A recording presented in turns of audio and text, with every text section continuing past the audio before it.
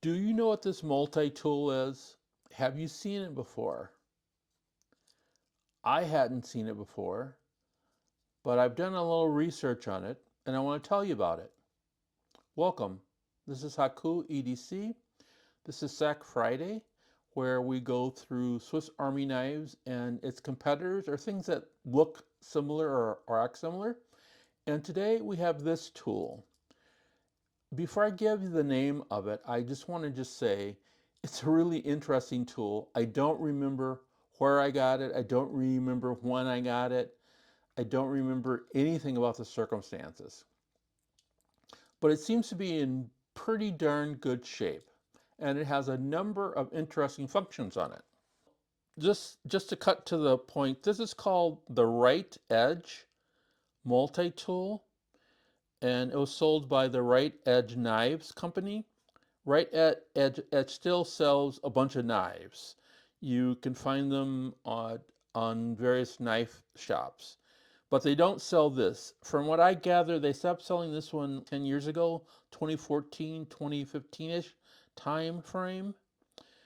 And the knives that they do sell now are your typical $25 or less knives. They're sometimes called gas station knives,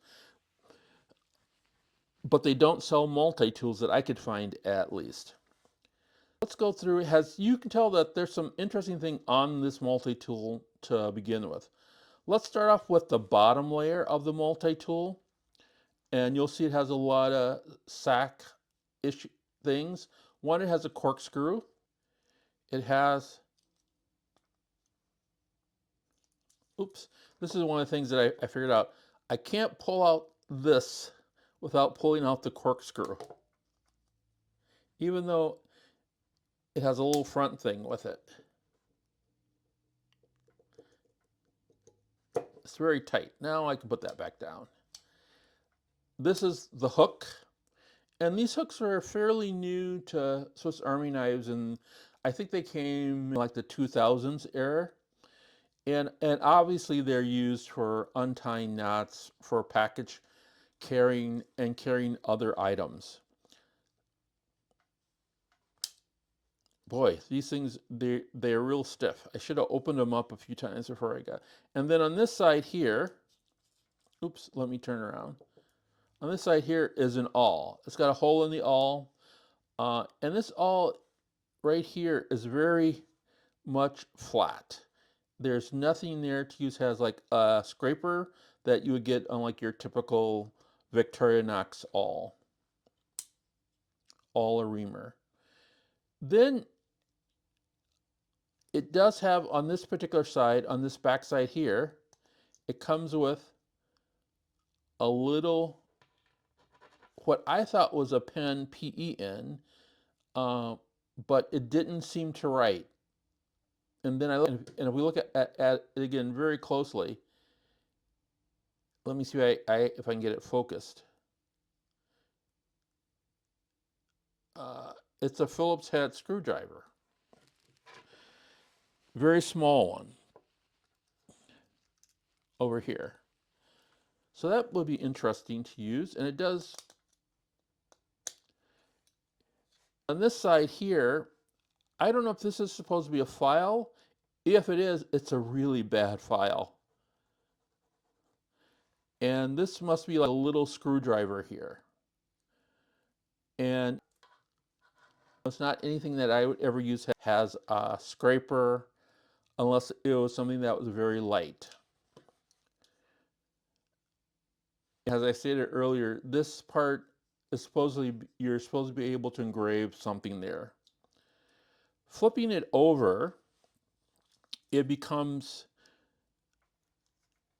you have your, what on Victorinox would be called your opening layer.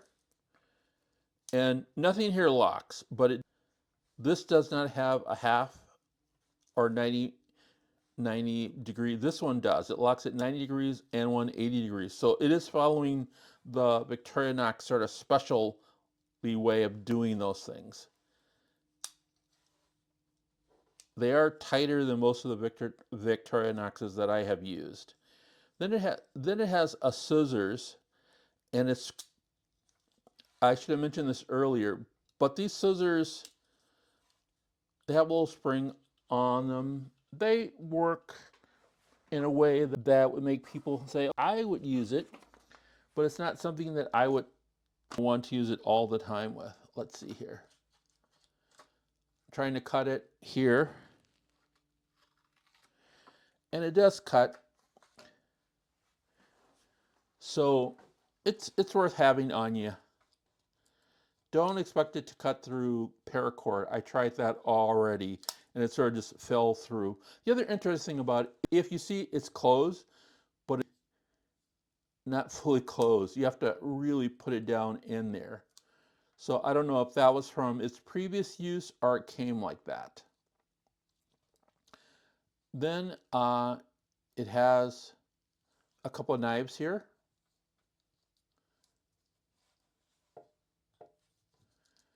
It reminds me a little bit of what do you call it? A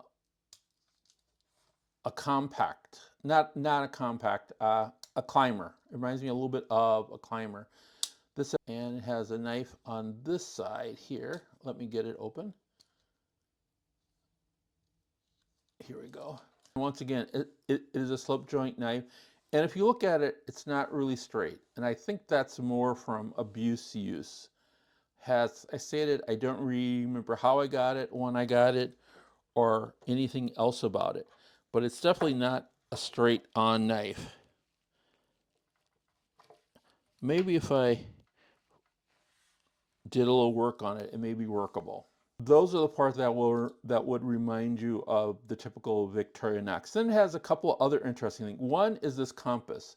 And this compass seems to work okay, although it is a little off from my perspective. Just a little off. And it does something that I just don't understand. The compass is able to swing out. If you have a thought about why this compass can swing out, please let me know in the comments. Don't get it, why you would need this to swing out on a compass. And the most interesting thing, it has a little light here, and this light, it's got a white light, very much like you would see on a 58 millimeter light on a Victorinox. It's not a very bright light. It's not very super useful, but it is okay light. Just like I said, it is something that you would see similarly on like the Midnight Manager. Although I think the Midnight Manager is actually a little bit brighter than this light when I tried it. There we go. And you have to use a screwdriver or something to get it out to put in the batteries. When I opened this up to use this about a week ago, I think that the batteries were dead, so I replaced them and the light came on. Once again, now you probably want to know what I paid for this. I don't know, but when I looked it up, they used to go for about $6 on various places when I used the Wayback Machine on the internet, and they said $5.95, and that was in 2012, 2011. If they were to sell these today, they'd be $25 maybe. So they're in the price range of other inexpensive Victoria knockoffs knives. Is this worth buying at $25? No. Is it worth hanging loose with and then just playing around with? Sure, why not? This is Haku EDC. Thanks for coming in to Sack Friday. Hope to see you next week. Like, subscribe, share. See you in the future.